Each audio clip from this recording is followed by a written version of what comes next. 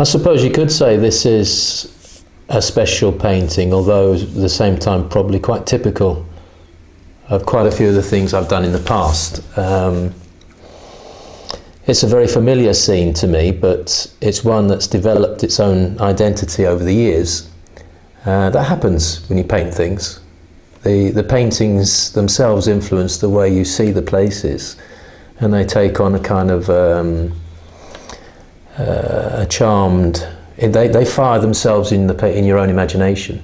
The more you paint them.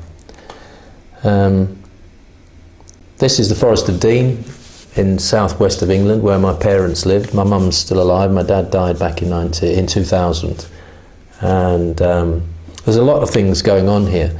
The size and the scale of the painting is very important. When you do a painting this size, the sheer space that you've got to cover with paint means that you live your life for quite a long period of time inside the picture frame, and that gives it something that you can't achieve on a smaller scale. To me, something happens when the sun comes and goes, as it does often in this part of England, with this type of sky. You have clouds that are in continual motion, and they can sometimes block the sun. That generates an excitement when the sun actually does come out, which you hope to get into your painting. That moment of excitement, I think is the right word, where suddenly the back of this jacket is lit up by a power that's beyond you or me or anybody else, and that's continually moving and changing. That creates a dynamism, which, together with hopefully the feeling of the breezy, the airiness of the picture with the grass and the trees and the air. This is all about air, really, this picture, air and light. And I think, on reflection, and this is probably some kind of reflection that's taken course during the painting process or on completion of the painting, I like to think that the chair is, with this light coming through it, has some kind of spiritual quality.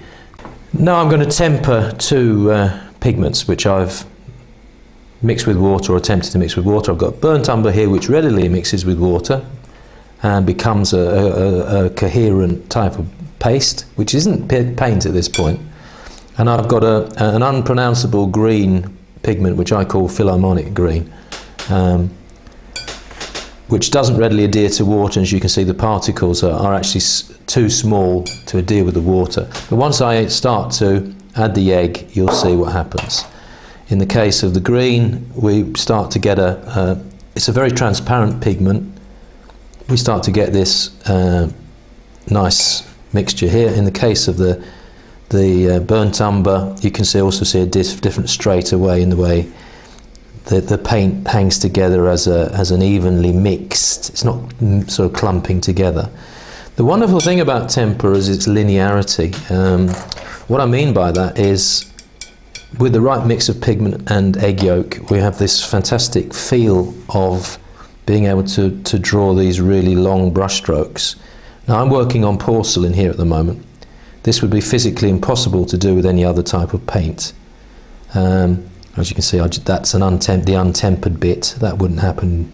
There we see the difference between tempered colour and untempered colour, that I was able to just take that straight off the plate. I wouldn't be able to do that with the tempered colour. This linear thing that I'm talking about, this line can basically just go on forever. Which is one of the qualities of working tempera. It adheres itself to drawing fluid lines. And how long would it take to dry, and then would it be waterproof? Well, it would depend on what you were painting on. This particular, you can see here now, this more or less dried, and this is porcelain, so we're talking about a surface that's basically totally unabsorbent, and you can see that it's already dried here.